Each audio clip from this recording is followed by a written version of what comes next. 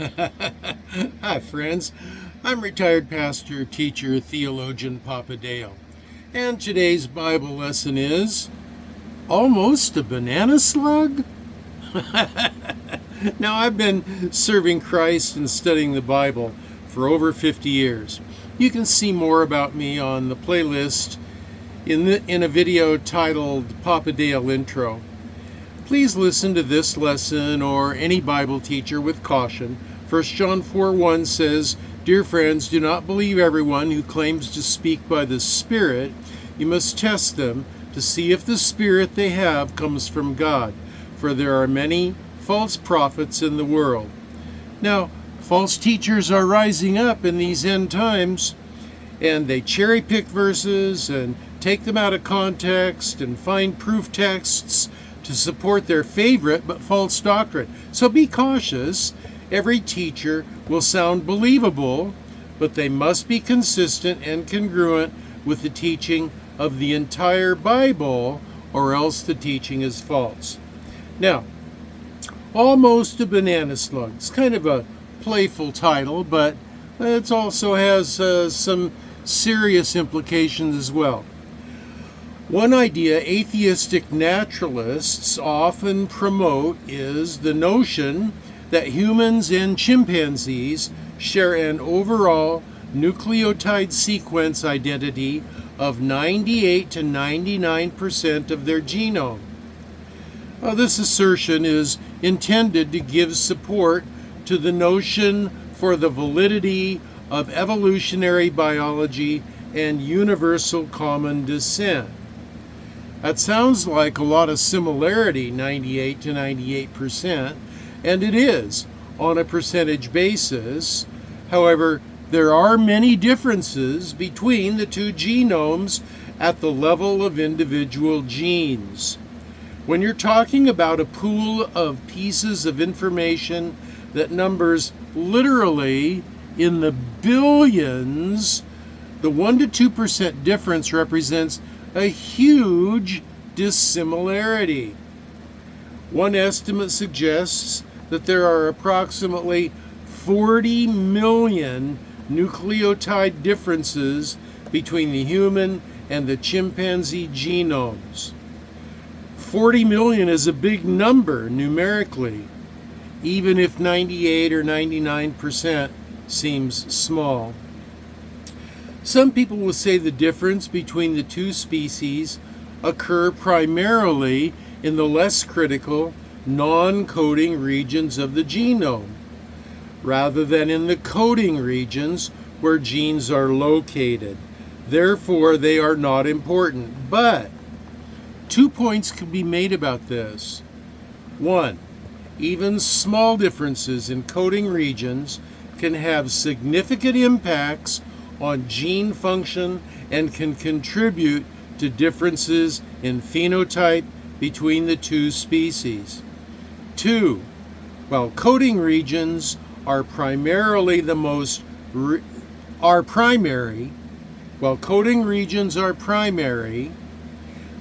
recent research demonstrates that even the non-coding portions of the genome do have influence in overall cell design and function.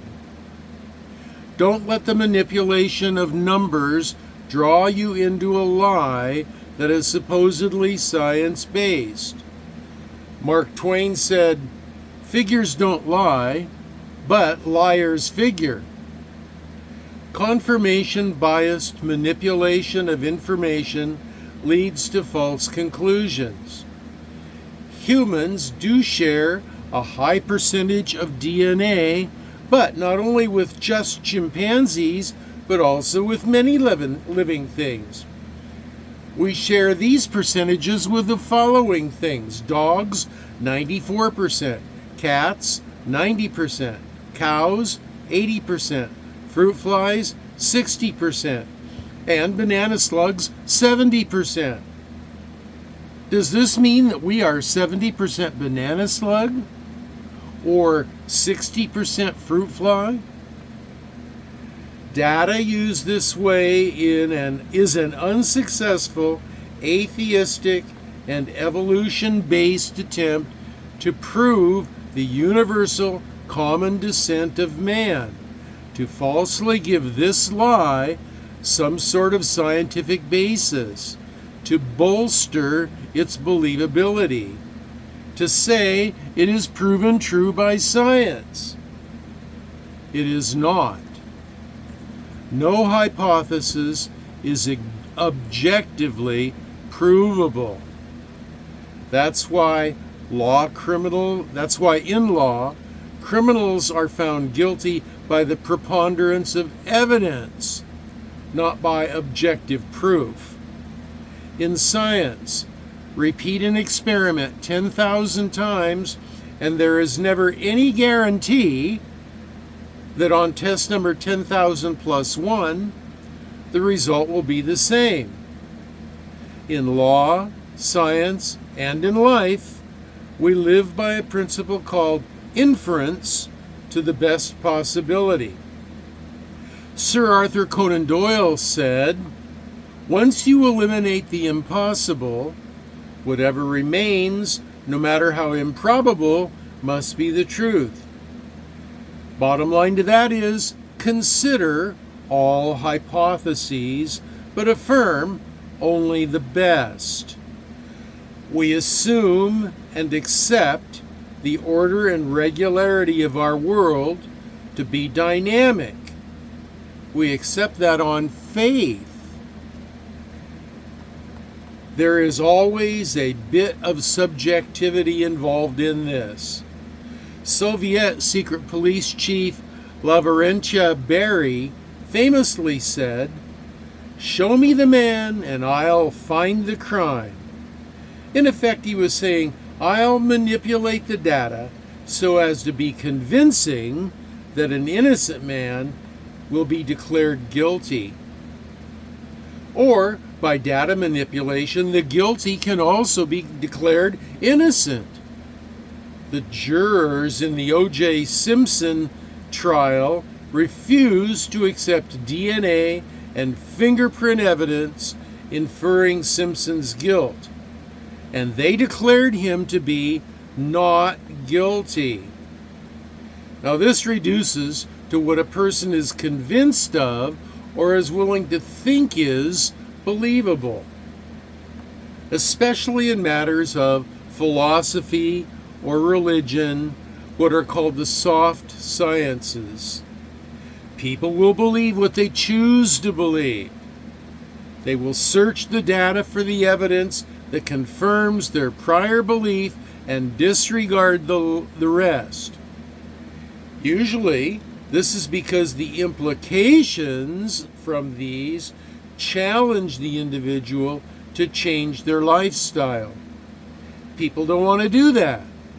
People would rather find reasons to justify their manner of life.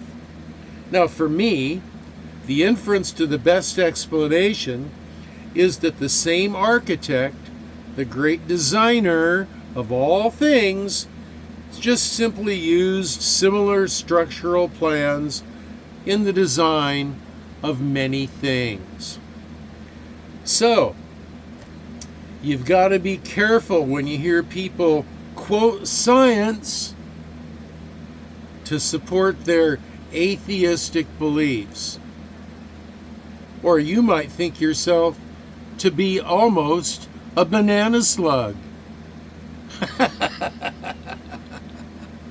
Now, if you have comments, questions, or prayer requests, you can leave them down below. If you want to get into a lengthy debate, don't. You're welcome to comment. You're welcome to dissent.